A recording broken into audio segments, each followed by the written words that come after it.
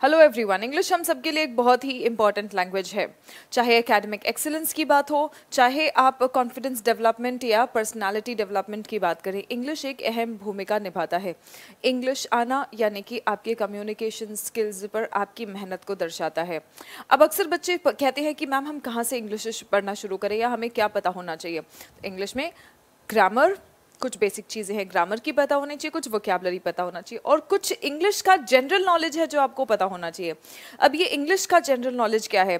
जैसे कुछ collective nouns की जानकारी होना कि कुछ समूह को हम क्या कहते हैं।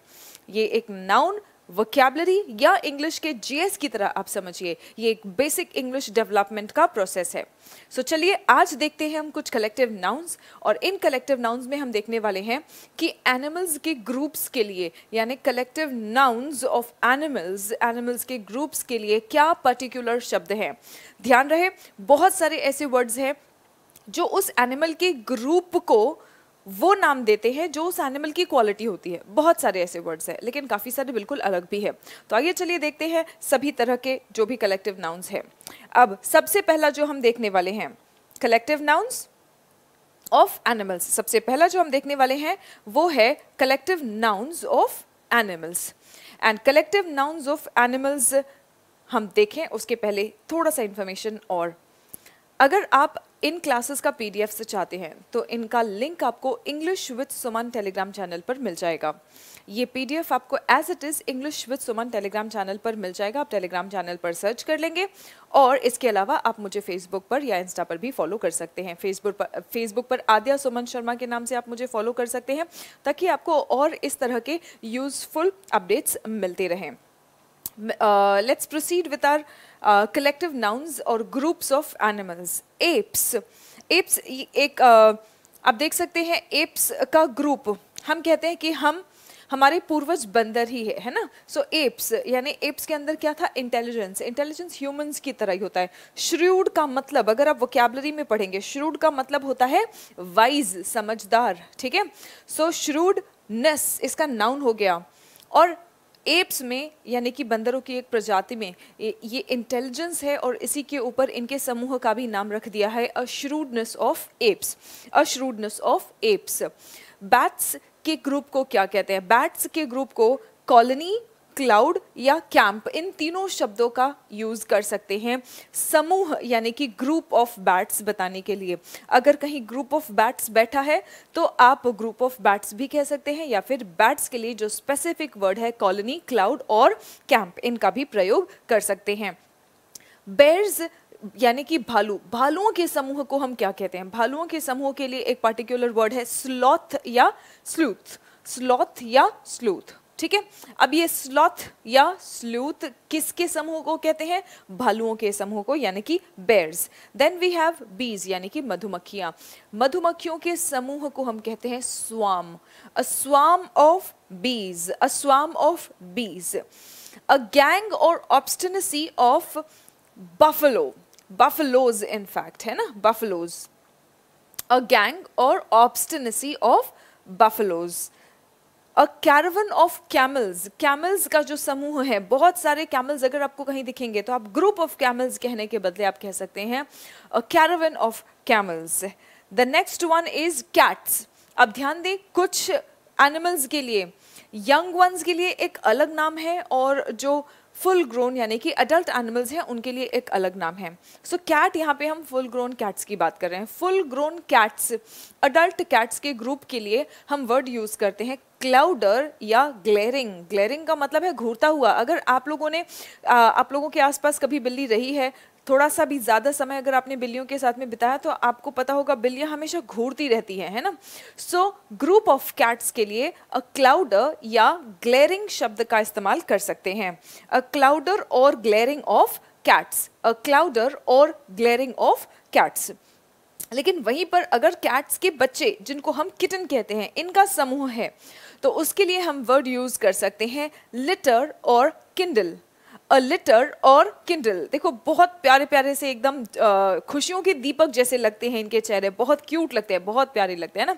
सो दीपक जैसे, किंडल मतलब दीपक, है ना। सो अ लिटर और kindle of kittens, a litter और kindle of kittens.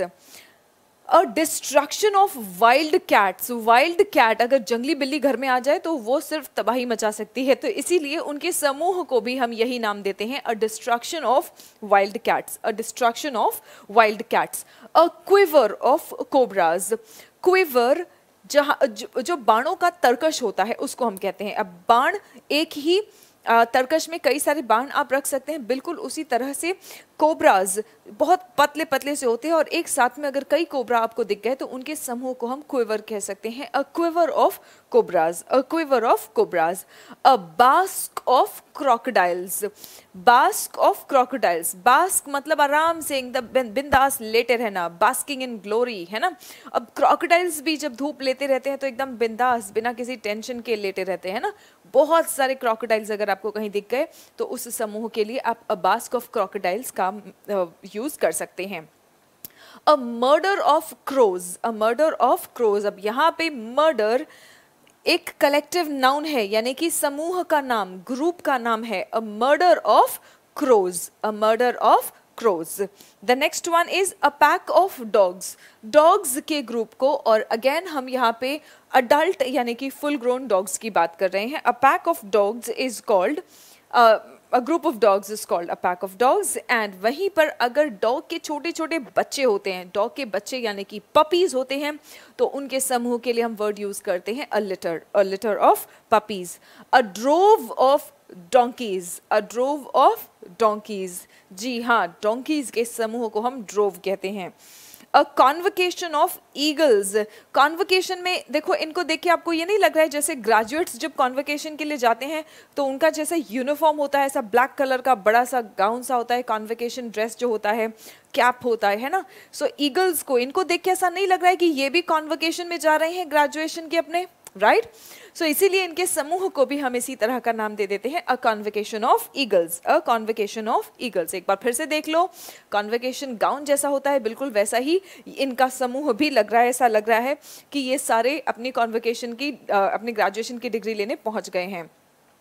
A parade of elephants, elephants जब एक साथ में निकलते हैं तो ऐसा लगता है कि कोई परेड चल रहा है, और इसीलिए इनके समूह के लिए भी हम इसी शब्द का प्रयोग कर लेते हैं, अ परेड ऑफ एलिफेंट्स, इसी शब्द का हम प्रयोग कर लेते हैं, a parade of elephants. A school of fish, a school of fish, fish के समूह को हम स्कूल कह सकते हैं, हम शोल भी कह सकते हैं, अ शोल और school of fish. A stand of flamingos, a stand of flamingos, flamingos आप देख सकते हैं ये इस पक्षी का नाम है, और इस पक्षी को अगर आप देखेंगे तो ये हमेशा ऐसा लगता है जैसे अपने एक पैर पर टंगा हुआ है, स्टैंड कर दिया है इसको कहीं, है ना, एक स्टैंड पर इसको टांग दिया गया है, और इसीलिए इनके समूह को भी हम इसी तरह से नाम देते हैं, a stand of flamingos, a stand of flamingos. Foxes, fox के समूह को हम स्कल्क या लीश कह सकते हैं, अ स्कल्क और लीश ऑफ फॉक्सेस, अ स्कल्क और leash of foxes.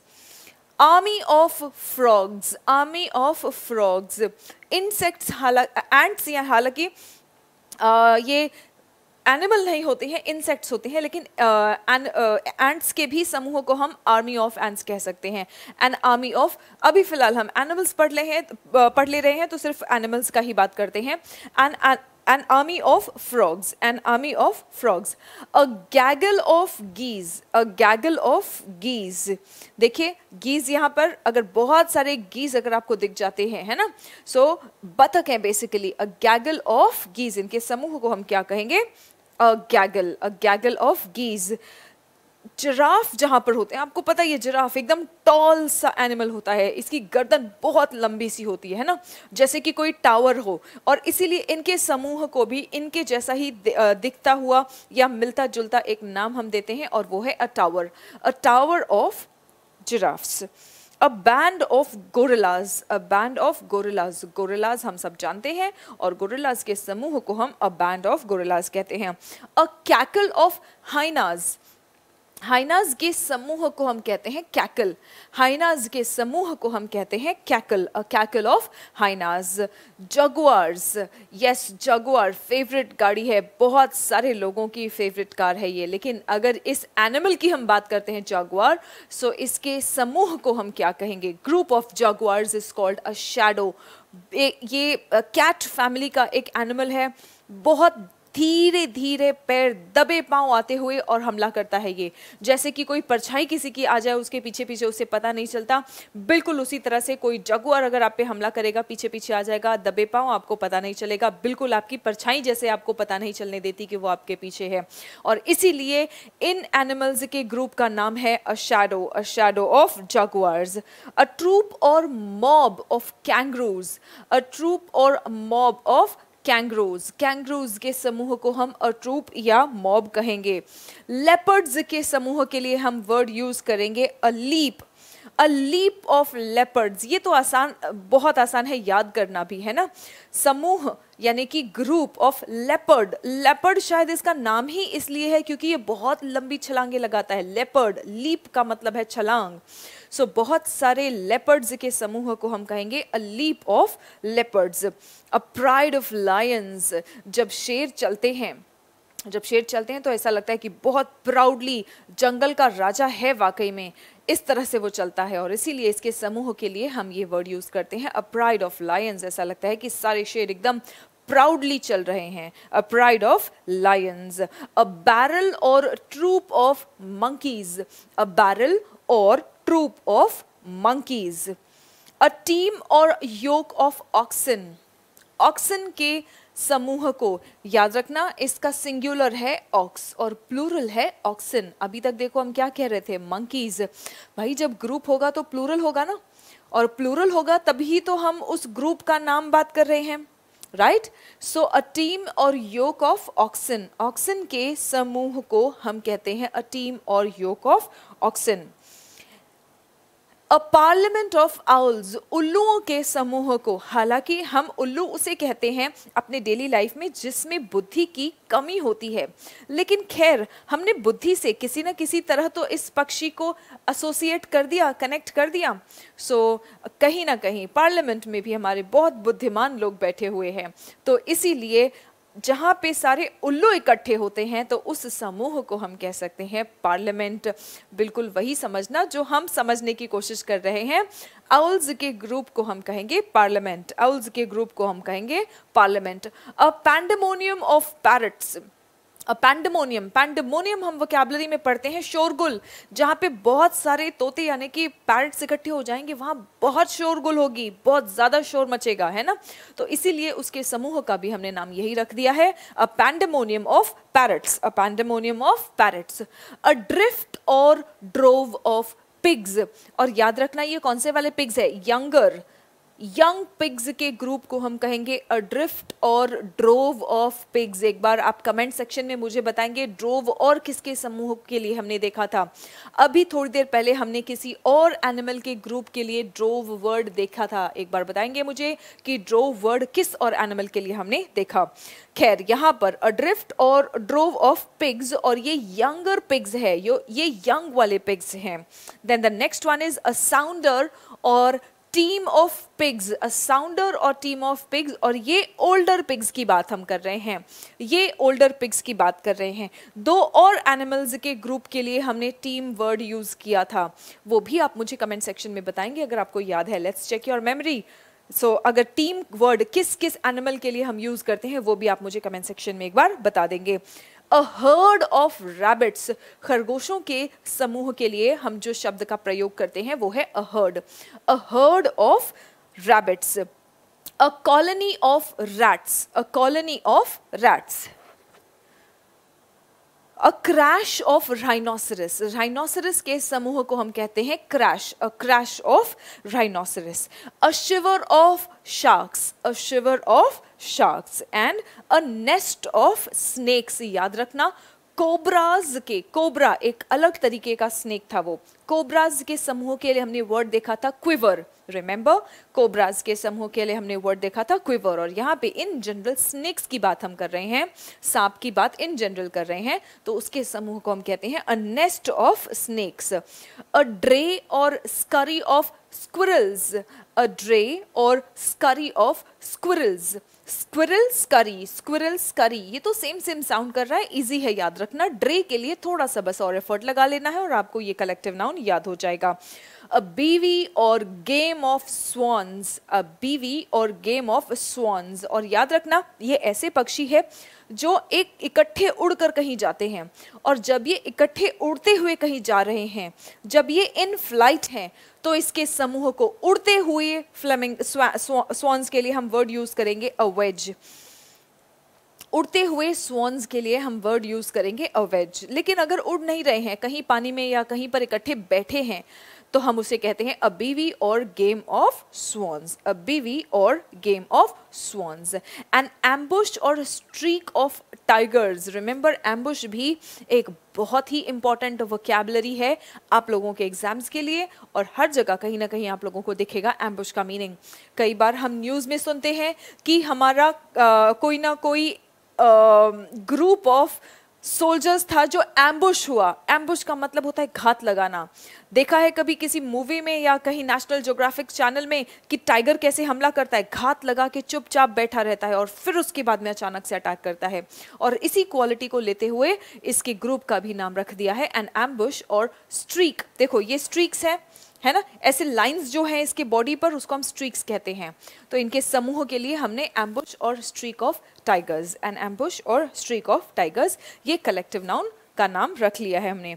A bale or nest of turtles, turtles के भी समूह को हम कहते हैं a bale or nest of turtles. कुछ कलेक्टिव नाउन्स सेम है, जैसे कि अभी थोड़ी देर पहले हमने देखा था अ नेस्ट ऑफ स्नेक्स, फिर देख रहे हैं अ नेस्ट ऑफ टर्टल्स, यानी नेस्ट वर्ड जो है टर्टल्स और स्नेक्स दोनों के लिए है, लेकिन बेल वर्ड सिर्फ टर्टल्स के लिए है, बेल वर्ड सिर्फ टर्टल्स के लिए है। सिमिलरली व्हेल्स, अभी थोड़ी देर पहले हमने फिश देखा था, ग्रुप ऑफ फिश को हम स्कूल या शोल कहेंगे, लेकिन एक पर्टिकुलर टाइप ऑफ फिश आ गया व्हेल, ठीक है, एक पर्टिकुलर टाइप ऑफ फिश आ गया व्हेल। अब इसको क्या कहेंगे, इसे हम पॉड, व्हेल्स के ग्रुप को आप पॉड भी कह सकते हैं, स्कूल भी कह सकते हैं, या गैम भी कह सकते हैं। ये गेम नहीं है, रिमेंबर, गैम, पॉड या school of whales. A pack of Wolves हमने थोड़ी देर पहले देखा था।